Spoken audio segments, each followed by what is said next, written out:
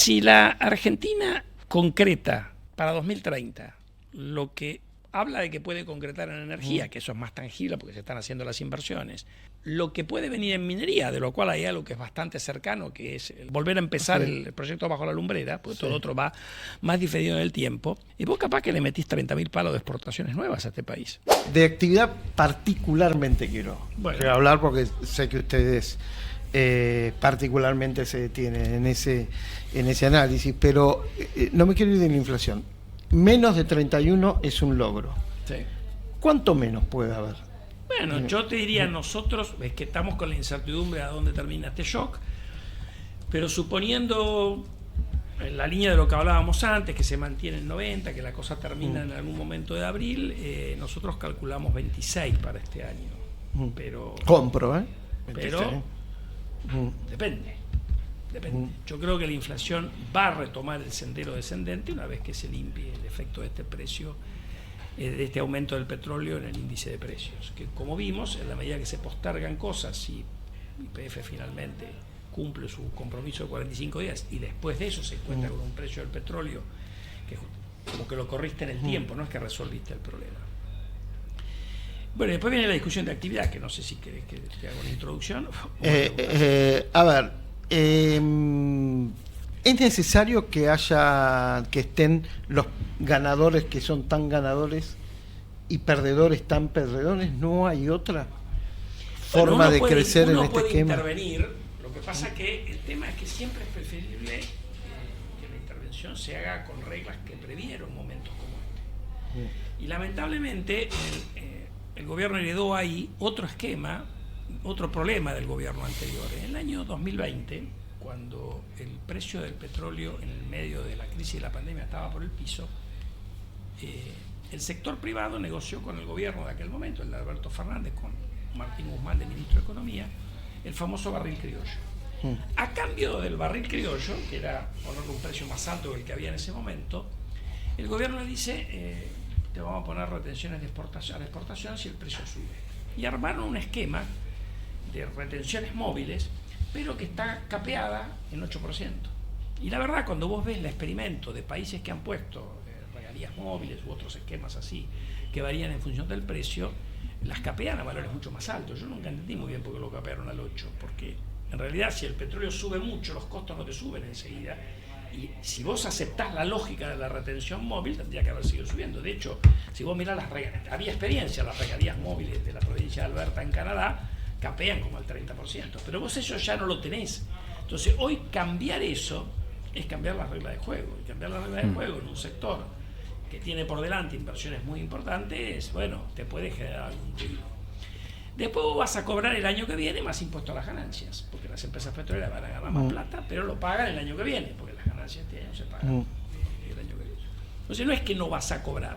¿Por qué digo esto? Porque vos tendrías que tener más plata para hacer frente a los mayores subsidios que vas a tener en la energía y el transporte. A la energía, porque se te mete en el precio del gas, en el transporte, porque te ha subido el gasoil y el precio del colectivo, el precio del tren, tienen que ver con el costo del gasoil. Entonces, si no lo reflejas en el usuario final, el gobierno nacional pierde plata, gana más por retenciones, pero pierde más por el resto. Para eso depende de cuántos barcos se importen, pero si se importan 24 barcos, como estaba previsto para atender el pico del invierno, pierde plata. Capaz que deciden importar menos barcos y racionar un poco el consumo de gas a grandes usuarios, puede ser, porque además se te mete también en el precio de la energía eléctrica, porque vos tenés centrales térmicas que operan a fuel y a gasoil. No te olvides que el precio de algunos derivados del petróleo ha crecido más que el del petróleo. Entonces, acá estuvo la gente de Ciara y la gente de la sociedad rural hablando del precio de la urea.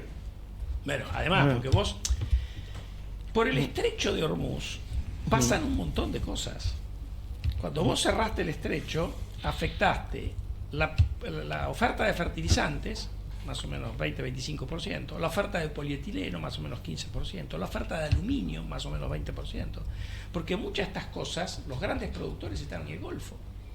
Entonces, y por ejemplo, se afectó la oferta de helio, que parece que yo no tenía la menor idea, es un producto, un insumo crítico para producir semiconductores. Entonces, también vos tenés un shock a la oferta mundial que tiene algún parecido, si querés, cuando te ocurre que ocurrió la guerra con Rusia, se te empiezan a cortar cosas, entonces empezás a tener problemas en la cadena de producción. Pero no te olvides que el mundo hoy produce este celular por ahí en un país con partes hechas en 100 países. Entonces a vos se te afecta una cosita que puede valer 50 centavos de dólar, pero no tenés un reemplazo rápido y esta cosa no se puede vender. Bueno, esta no, porque vieja ya no se vende más, pero una máquina. Llevo una nueva y en Estados Unidos. Bueno, en Estados Unidos o en Taiwán o en Corea o donde sea. Este es Corea. Mira, el mío es noruego. Hecho acá, Este creo que también.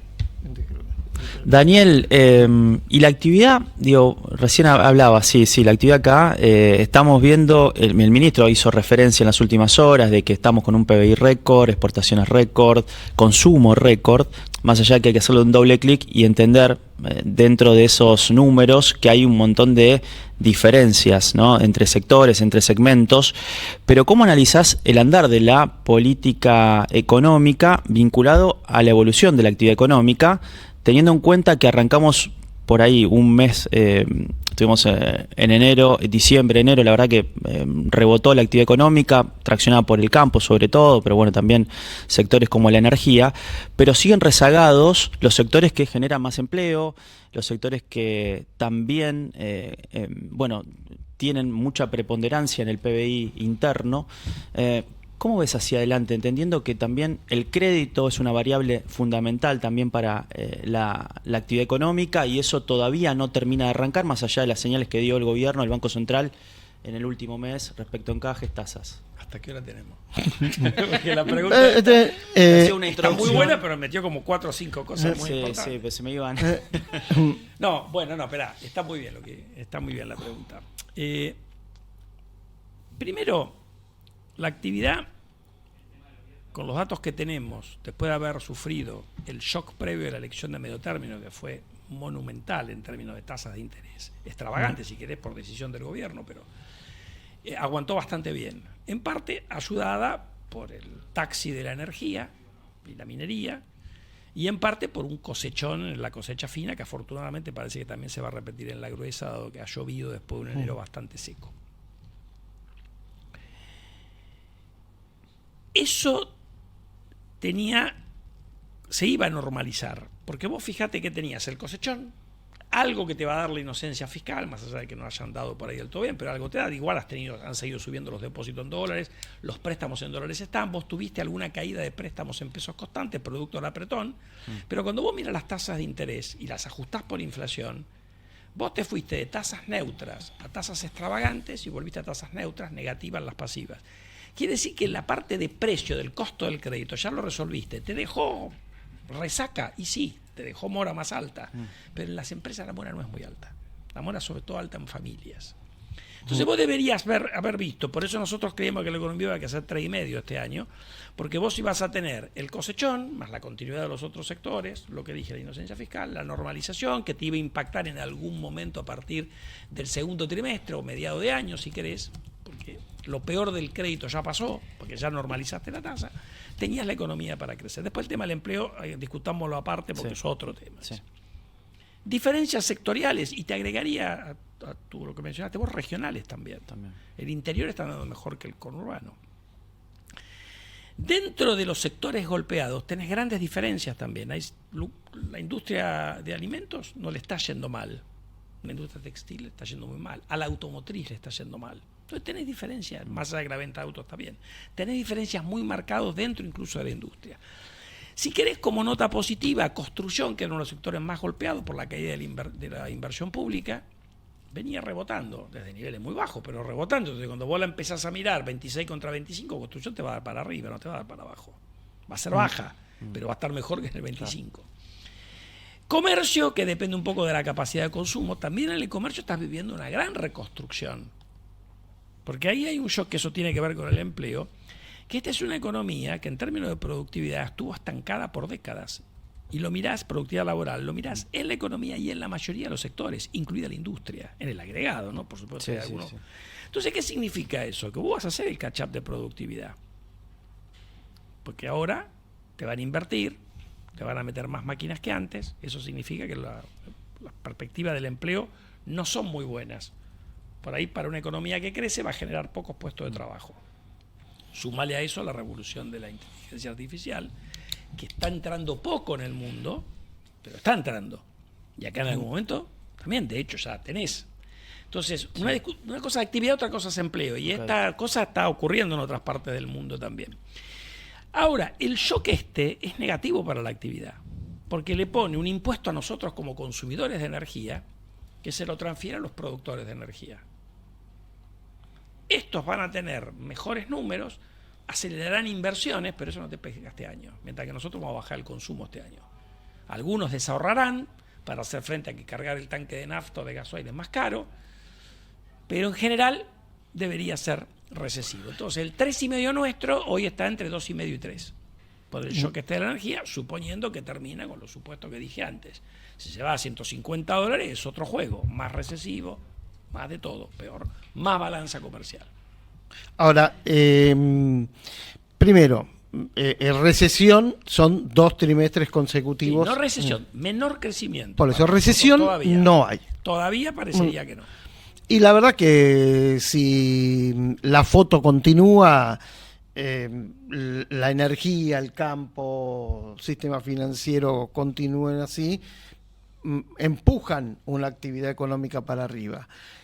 Ahora, y no sé si la palabra es sensación, pero el hecho que mucha gente o la mayoría de las familias estén trabajando o estén vinculadas a sectores que no están dentro de los ganadores, puede crear por lo menos la sensación, perdón que use esta palabra, poco técnica, que hay ganadores y perdedores. La pregunta es si esto puede crear algún tipo de consecuencia en los números de la economía a mediano-largo plazo. Bueno, o en la política también, ¿no? Agregaría yo. Bueno, mirá, ese es el otro capítulo, ahora lo vamos a ver. El tema de si esto se podía haber hecho distinto, bueno, siempre se puede, pero los contrafácticos son complicados, ¿no? El hecho es que el gobierno puso unas determinadas reglas de juego y el cambio va rápido. O sea, no es que la economía se abrió por completo. Vos todavía tenés una estructura arancelaria acordada en el Mercosur, que es de las más altas, es mucho más alta que Europa, que Estados Unidos actual, aún después de Trump. Entonces, pero igual, comparado con lo que había, tuviste una apertura muy importante con un contexto de peso fuerte. Y eso genera tensión. Ahora, dicho esto, no hay que, porque el tema acá es un tema de tiempos. A ver, si la Argentina concreta para 2030 lo que se habla de que puede concretar en energía, que eso es más tangible porque se están haciendo las inversiones, lo que puede venir en minería, de lo cual hay algo que es bastante cercano, que es el reempezar o ¿cómo se dice? Volver a empezar el proyecto bajo la lumbrera, porque todo lo otro va más diferido en el tiempo. Y vos capaz que le metís 30.000 palos de exportaciones nuevas a este país. Eso tiene una cosa muy importante para el... O sea, esos números, le pregunto siempre a los... Sí, son posibles. Son posibles, totalmente, son reales. Totalmente. O sea, Argentina en serio puede exportar 30.000 millones de entre energía y minería. O sea, de acá a 5 años, Ahora, ¿qué pasa? ¿Qué pasa? Si vos metés eso, vos te acordás que nosotros crecimos escuchando hablar de la restricción externa. Sí. Se acabó la restricción externa, vamos a tener que hablar de otra cosa. Eso te significa una economía diferente. A ver, crisis cambiaria acá van a ser mucho menos probables que las actuales, o las que hemos tenido en el pasado reciente. Entonces vos tenés cosas que te da esto, aun cuando vos podés tener una economía que importa 30.000 millones más, que parte serán bienes de consumo, pero mucho va a ser inversión y otras cuestiones. Le bajás el riesgo macroeconómico a esta economía. A ver, o sea, eso vale un montón desde el punto de vista de la señal del largo plazo, salvo que el populismo te meta la cuña otra vez, ¿no? A ver, poneme el corte número 2 del ministro de Economía, Luis Toto Caputo, ayer con Luis Majul, hablando del dólar, ¿no? Nosotros crecimos, y creo que te hice notas como funcionarios también en algún momento. Bueno, eso poco tiempo tuviste. Fue poco tiempo, pero te dicen 2 notas. En ese poco tiempo te dicen 2. No me acordaba de eso. Una cuando asumiste en el despacho, el día que asumiste, puede ser eso. Y otra después. Después, bueno, pasaron cosas, como dijo. Siempre pasan cosas. Pero hemos crecido con la restricción externa, como Padre Nuestro. Así es. ¿No? Es raro pensar la economía argentina sin esa restricción. Con una restricción que pega menos, porque vas a tener muchas más... O sea, al abrirte la economía crece en exportaciones y crece en importaciones. Si te faltan dólares en un momento, los arreglás más fáciles, porque con un crecimiento relativamente chico de exportaciones o una caída relativamente chica de importaciones lo acomodás. En la Argentina no tolerás una sequía. Cuando tenés una sequía tenés una crisis macroeconómica. La tuvo Cristina en el 12, la tuvo Macri en el 17-18, la tuvo Massa en el 23. En el 23. Entonces, es un país que no tolera una sequía importante. Bueno, porque la sequía te cuesta 10.000 palos de exportaciones. Ahora, si vos tenés una economía que en vez de exportar 80.000 millones, va camino a exportar, porque además otras exportaciones también crecen, vas camino a exportar 120, bueno, 10.000 en 80 es mucho más que 10.000 en 120. A ver, ahora sí, Luis Toto Caputo hablando sobre el dólar. ¿Puede ser que el dólar esté atrasado o por qué la mayoría de los economistas dicen que el dólar está atrasado? ¿Lo dice de Cavallo hasta, bueno, Cavallo dice algo parecido, digamos? Bueno, puede ser hasta Melconian, no sé. Puede ser de vuelta por por la combinación que vos decías. Alguna puede ser por ignorancia, otro puede ser por celos, otro puede ser porque les ponen plata para que traten de instigar la suba del dólar. Claro, la realidad, yo te digo en lo que creemos nosotros creemos que la competitividad se gana bajando impuestos y bajando regulaciones y abriendo paulatinamente la economía, porque no es que hay una apertura indiscriminada ni mucho menos. Entonces, eso genera competencia para que se produzcan casos, por ejemplo, como Lumilagro, donde porque hoy tenemos 2 ejemplos más o menos que fueron muy conocidos, que fueron Fate y Lumilagro. Viste que el profe de Pablo habla mucho de la heterogeneidad, sí. Pero también hay heterogeneidad en las decisiones de cada uno, porque vos por ahí, Luis, estás acostumbrado a cazar en el zoológico, porque es el incentivo que te dieron. En mi caso particular no. En este caso no, ya sé, pero no importa. Supongamos que sos digamos que producís neumáticos y estabas acostumbrado a cazar en el zoológico, porque eran los incentivos que daba el gobierno anterior. Bueno, abrieron una ventanita del zoológico y vos tomaste la decisión de decir, no, a mí me abrís una ventanita del zoológico, yo no juego más. Yo o gano un montón y la gente me hace ganar un montón de plata a mí o me voy a casa, porque esto es Argentina, dale la razón por lo que quieras. Sí. Es una decisión personal. La misma decisión podría haber tomado Lumilagro. De hecho, acordate que mucha gente dijo, incluidos políticos, dijeron, el próximo es Lumilagro, porque entraron los termos Stanley. Sí. Bueno, si el presidente de Lumilagro hubiera tomado la misma actitud que el de Fate y hubiera cerrado porque le tenía miedo a la competencia, alguno podría haber dicho, bueno, viste, terminaron con la industria de los termos también. Sin embargo, Lumilagro se puso a competir y hoy vende un producto mejor, mucho más barato, tiene récord de ventas y exporta. Entonces, no solo hay heterogeneidad dentro de la economía, personales, sino decisiones personales. Y eso es lo que influye, eso es lo que genera competitividad. Bueno, a ver, básicamente, el dólar no está atrasado, los economistas, ustedes, no yo soy periodista en este caso, los economistas que dicen que está atrasado o son ignorantes o pagos si había algo más. Celosos. O celosos. Sí, celosos, por supuesto. Y pone el ejemplo de Lumilagro y Fate. ¿No? Está atrasado el dólar. Vos te referís, lo que dijo el economista, después cuando habló de los periodistas fue peor, así que... Después yo que vos diría soy economista. Cuando habla de periodistas, habla de ellos dos, porque en ese caso... Ya estamos acostumbrados también, Los economistas también. Pero bueno, vamos a esta historia. Si uno piensa que el país recibe un shock como el que hablábamos antes, primero uno va a tener una economía con un peso más fuerte del que tuvimos históricamente. En general, usar los valores históricos para proyectar dónde debería estar es una mala receta. La historia puede no repetirse y de hecho está teniendo cambios bastante importantes. Dicho, segunda cosa, el gobierno decidió, a mi juicio acertadamente, a partir de principios de este año, cambiar su política de acumulación de reservas y salir a comprar. No sabemos dónde hubiera estado si no hubiera comprado, pero probablemente hubiera estado más apreciado. ¿Por qué digo no sabemos? Porque el hecho de comprar también te da confianza, te hace... El año pasado, en la misma línea, no Caputo. El presidente decía que los que decían que había que comprar eran mandriles. Así que bueno, hubo un cambio. De hecho, el programa con el fondo, yo lo he dicho varias veces, preveía que iba a haber compras del central adentro de la banda, no que iba a tener que ir al piso de la banda. Claro. Simplemente haciendo la aritmética te dabas cuenta que estaba evaluada las compras al medio de la banda. Dicho esto, estas dos cosas, tenés un peso relativamente fuerte.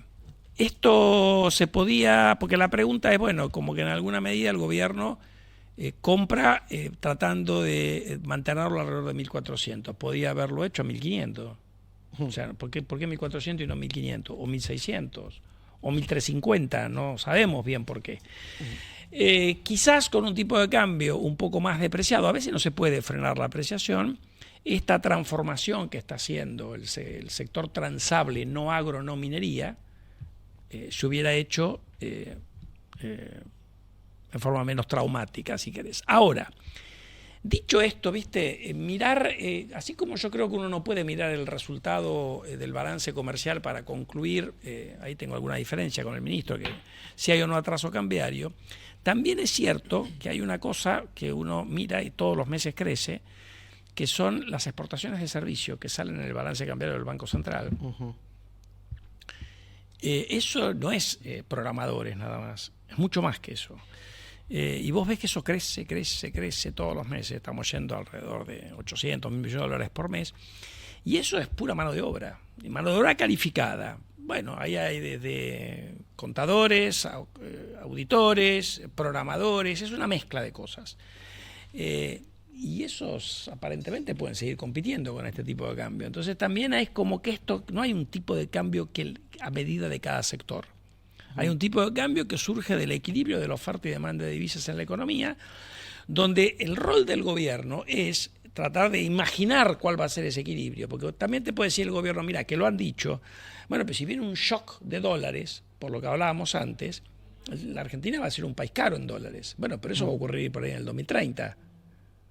Bueno, tengo que llegar hasta el 2030. Ahora parece, no digo un shock de 30.000 millones de dólares, pero ahora viene una etapa de oferta. Bueno, pero vos podrías decir, a ver, la lógica de los países que tienen fondos soberanos, si querés Noruega y Chile, es, entre otras, no gastarte el shock hoy, sino gastarlo a lo largo del tiempo, y en alguna medida en esa decisión de dónde ponen la plata. ¿Vos te fijas dónde ponen la plata los noruegos y los chilenos? No la ponen en el país, la ponen afuera, porque lo que están tratando de hacer es evitar que se les aprecie el tipo de cambio real, más de lo que sugiere el equilibrio. ¿Y cómo calculan el equilibrio a largo plazo?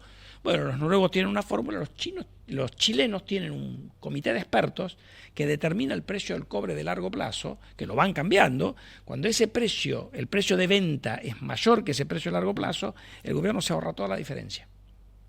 Y la pone en un fondo afuera, entre otras cosas para evitar que se le fortalezca el peso. Entonces, ojo, porque los países, aún países muy bien manejados desde la macro, como pueden ser Chile y Noruega, tratan de mirar que vos no tengas esa volatilidad en el tipo de cambio que te dan los shocks de las commodities cuando sos, como la Argentina, un exportador de commodities. Ahora, pero sobre ese punto, ¿es el momento de liberar el cepo? Mira, yo creo que se puede, obviamente que hoy que tenés una abundancia de divisas, podés, pero el año que viene tenés otra elección otra vez. Si vos me preguntás a mí, y yo no sé si hubiera abierto de golpe el cepo para personas que después deshacieron un poquito, previo en una elección con tanto ruido político. Hubiera abierto primero empresas que personas físicas. Pero bueno, no es tan popular. No quiero abrir ese capítulo porque me parece importante desarrollarlo los chicos. Te quería consultar más por la cuestión de bolsillo, ¿no? Digo, en el medio de todo esto está obviamente lo que pasa en el día a día. Y volviendo a lo que decía Caputo, él ayer habló sobre un tema que mencionabas recién que tiene que ver con la deuda, con la mora, ¿no? En la Argentina. Y dejó esta frase que la quiero citar para no decir algo que no es. Él dijo, en la mayoría de los países del mundo la gente vive con deuda, lo que pasa es que la gente honra las deudas, no es un problema tener deuda, no es razonable que vos tengas que pagar todo con cash. ¿Cómo tenemos que interpretar esta frase del ministro? Porque, a ver, es verdad que en algunos países como Estados Unidos, no sé, la gente se endeuda o vive endeudada toda su vida, pero tal vez para comprarse una casa. Acá eso por ahora no está una casa, pasando. un auto. No está pasando mucho y sí lo que estamos viendo es mora, digo, para pagar una tarjeta de crédito, está subiendo la mora en entidades no bancarias, digo, para comprar bienes que son de corto plazo. La mora, lo dijo ayer también el ministro, porque yo tuve la oportunidad de escucharlo. La mora, si es un error en la... a ver, yo creo que sorprendió tanto al que tomaba el crédito como al que daba el crédito, que es el banco, la suba tan abrupta en la tasa de interés. Entonces, bueno, alguien puede decir, che, esto fue culpa del gobierno. Pero independientemente de eso, puede haber habido un error en la gestión de los créditos de los bancos. Los bancos tendrán que hacerse cargo, los bancos y los no bancos. A ver, eso puede ocurrir así. Pues, si es así, tendrá que limpiarse de esa manera. La mora en tarjetas de crédito en otras partes del mundo es alta también, no es que es un número bajo. De hecho, la mora de todo el sistema financiero argentino hoy, que luce mucho más alta que antes, es más baja que el de Perú, que tiene un sistema financiero mucho más consolidado que nosotros. Entonces, ojo, creció un montón. ¿Hay que mirarlo? Sí. Ahora, no es que es una mora... Por ahí los 20 y pico % que atribuyen a lo que está fuera de los bancos y son números más extravagantes. O sea, digamos. las billeteras. Lo que dicen que tienen la billetera. Yo la verdad que esos números no los vi. Pero, a ver, no es que no hay que no preocuparse de la mora bancaria. Creció y creció muy rápido. Mi impresión es que ahora, con las tasas de interés que aterrizaron, la mora debería ir cediendo. Y otra vez, no es tan preocupante en empresas como es en familias. Ahora, es un tema que obviamente en la medida que tenés mora, los bancos y las familias van a ir buscándole la vuelta, porque a la familia le interesa mantener un historial crediticio que pagó y al banco le interesa cobrar. Entonces lo que está ocurriendo ahora, por lo que dice los comentarios, porque no tenés datos de eso, porque los datos se conocen y bueno, que los bancos se están sentando y le están ofreciendo plazo para pagar. Es lo que habitualmente pasa. Para un banco el problema no es tanto la mora, sino el incumplimiento, si va a deudor judicial. Ahí donde pierden plata lo loco. En la mora, bueno, tratarán de buscar una vuelta y yo tengo la sensación. A ver, las tasas de interés para préstamos personales y para tarjetas de crédito siempre fueron muy altas en la Argentina. Aún en épocas de inflación más alta. Que sí que la gente que se endeudaba ahí sabía que estaba pagando tasas altas. Obviamente que se fueron todavía más, bueno, volverán a ser tasas no tan altas, pero altas como eran antes, y eso te debería ir permitiendo acomodar la situación. A mí, si vos me preguntás, hoy lo de la mora no me preocupa, porque yo creo que al haber normalizado la tasa es una cuestión de tiempo que eso se va a arreglar. Daniel, ¿y por qué crees que no baja el riesgo país, como pretende el gobierno? Y ahí el ministro Caputo es explícito. Acepto preguntas de los hinchas de River. Me hace preguntas muy difíciles. Ellas son preguntas difíciles. difíciles. Eso que soy de Boca. Y eso que soy de Boca. Te tendría que tirar centro. ¿Vos también sos hincha de River? Yo soy de Boca. No, por de eso. Boca. No Por eso, y eso que soy de Boca. Se te haga a un lado, por favor. Pero mira las preguntas. Este debe ser riquelmista. No, es algo peor. ¿Sabés qué es? De ámbito. De la escuela ámbito. Esa ¿Es peor que ser riquelmista? Es que Es peor que cualquier cosa. No, han salido grandes periodistas de ámbito. Vamos. No nosotros, pero hay otros. No, bueno, ustedes, pero otros sí. Sí, Qué por fuerte, supuesto. Carlos, lo que estás diciendo. Bueno, vuelvo a la pregunta. Riesgo país, 600 puntos hace ya varias semanas. De hecho, en algún momento de este año intentó cruzar para abajo la barrera de los 500 y después subió, con el Banco Central comprando reservas incluso. Sí. Y el ministro explícitamente dice que esto refiere al riesgo político. Riesgo Cuca lo llama Caputo. ¿Vos qué tesis tenés? Digo, ¿esto tiene que ver por el riesgo político? ¿Tiene que ver también por el plan económico del gobierno? ¿Por alguna yo te voy a decir internacional? Algunas cosas que se han dicho y otras que por ahí no las he visto tanto. La primera que se ha dicho, bueno, vos dijiste varias que se han dicho, pero alguna que se ha dicho es, tenés muchos vencimientos en el 27. Muchos vencimientos en relación al tamaño de la economía, no, pero muchos vencimientos, tenés 26.000 millones de dólares con el sector privado y con organismos multilaterales, suponete que BID, Banco Mundial, CAF te den 5.000, te faltan 21.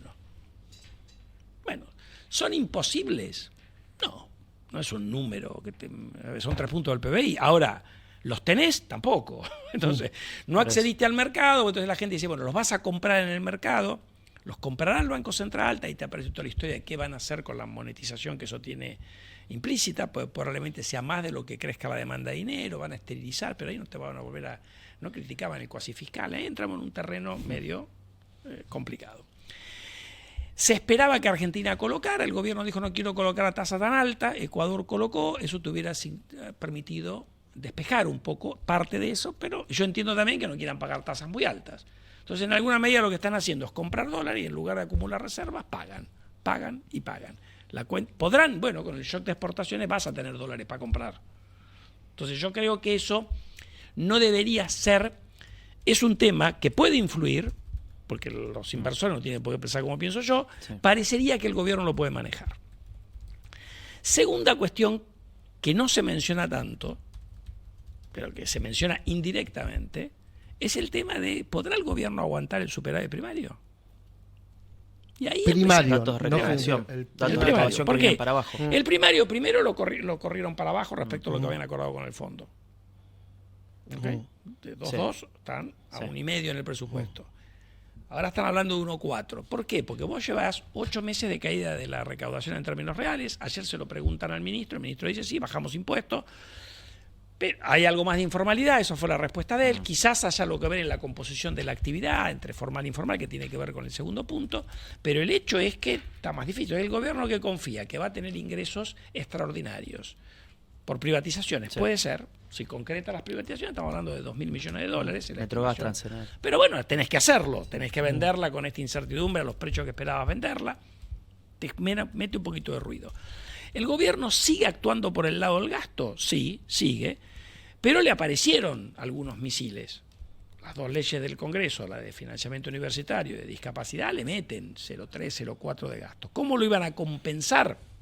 Bueno, en parte trataron de demorar un poco eso con el recorte de subsidios. Pero ¿qué hablábamos al principio? Que este shock en la energía me hace subir los subsidios. Entonces yo creo que hay alguna duda respecto de si van a poder mantener lo fiscal. ¿Okay? Segundo tema. Tercer tema, que vos lo mencionaste, hay un tema de riesgo del 27. Y eso yo creo que el ministro lo ha puesto muy bien ayer. Porque si en la Argentina en el 27 estuviéramos discutiendo entre Milei, que seguramente va a ir por su reelección, y alguien que discrepa con Milei en un montón de cuestiones, pero que entiende que 2 más 2 es 4 en materia de economía, pero si la alternativa es Kicillof. A ver, Kicillof, si vos mirás, ¿cuál es el problema de Kicillof? Que no ha corregido su mensaje económico. No han hecho hasta donde yo sé, por ahí ustedes me corrigen si me lo he perdido y pido disculpas, él no ha hecho un mea culpa de los horrores de materia de política económica que él cometió como ministro y que se cometieron en el mandato de Alberto Fernández. Entonces, ¿qué es lo que te dice lo que dicen los referentes de Kicillof, de su gabinete? Cosas disparatadas en materia económica. Entonces, claro, si la alternativa es, bueno, tenés riesgo.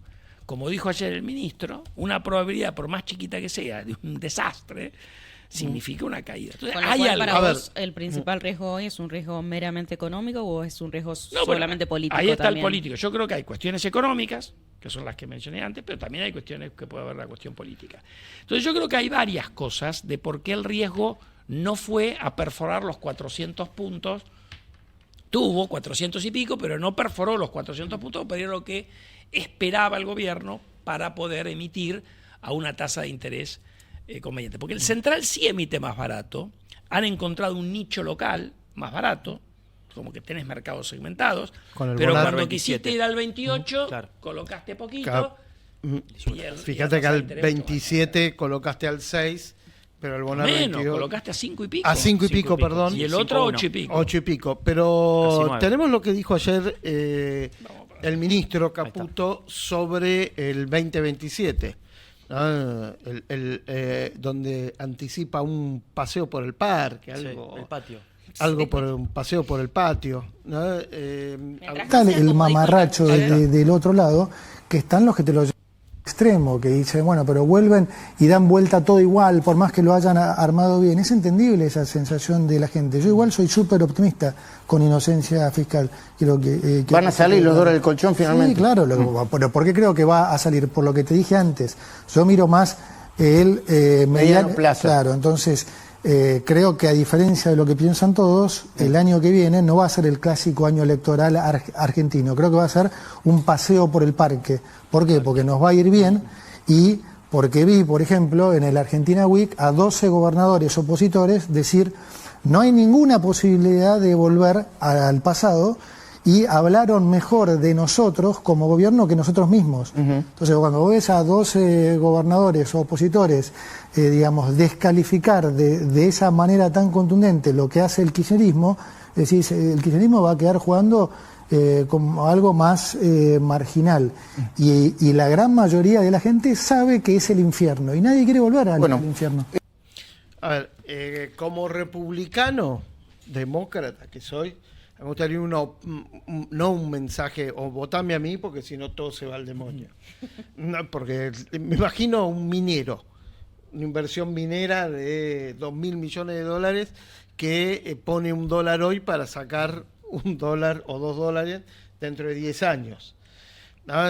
Es cierto lo que dice el ministro, que el problema es lo que hay del otro lado y el principal activo político del gobierno es que la oposición, como vos también dijiste, tiene propuestas, esto lo digo yo, que no respetan la ley de gravedad. Bueno, pero ahí él mismo te está diciendo que cree que eso no va a pesar porque no tienen chance, cosa que no sabemos, porque en política cuántos muertos han resucitado, digamos, ¿no?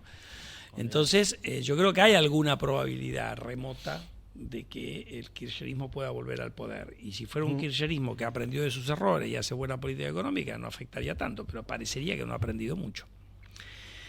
O porque no puede corregir, capaz que aprendió y no puede corregir, o capaz que se dieron cuenta de las macanas que hacían, pero no podían hacer otra cosa, ¿viste? Yo creo que hay un tema ahí, porque la alternancia es un factor que te da certeza, y eso lo vimos. El ejemplo más elocuente es Chile, si querés uno también cercano es Uruguay, lo viste en alguna medida en Brasil, ganó Lula en su momento. Acordate que cuando Lula gana su primera, cuando gana la elección, se dispara el riesgo país y se desploma el Bovespa, porque la expectativa era que Lula era un comunista que venía a arrasar con la propiedad privada en Brasil. Y después el tipo cambió algunas cosas, como hacen los países normales, y de hecho terminó consolidando un programa económico que no había puesto él. Entonces, la alternancia manteniendo el eje en las cosas principales de la economía, o fundamentales de la economía, es muy importante. Y eso Argentina no lo ha podido hacer. No lo ha podido hacer. Cuando cambiamos de gobierno, nosotros borramos todo. ¿Entendés? Y acá hay cosas que son positivas de este gobierno. Entonces es importante que los gobernadores opositores, pero bueno, los gobernadores opositores, ¿dónde van a estar si el que saca los votos, para no tomar Kicillof, fueran Miriam Bregman o Grabois? Bueno, ¿dónde van a estar? Sería más complicado, ¿no? Bueno, entonces el panorama. Cortito, el clima político dentro del gobierno, que evidentemente no está en su mejor momento, ¿cómo influye?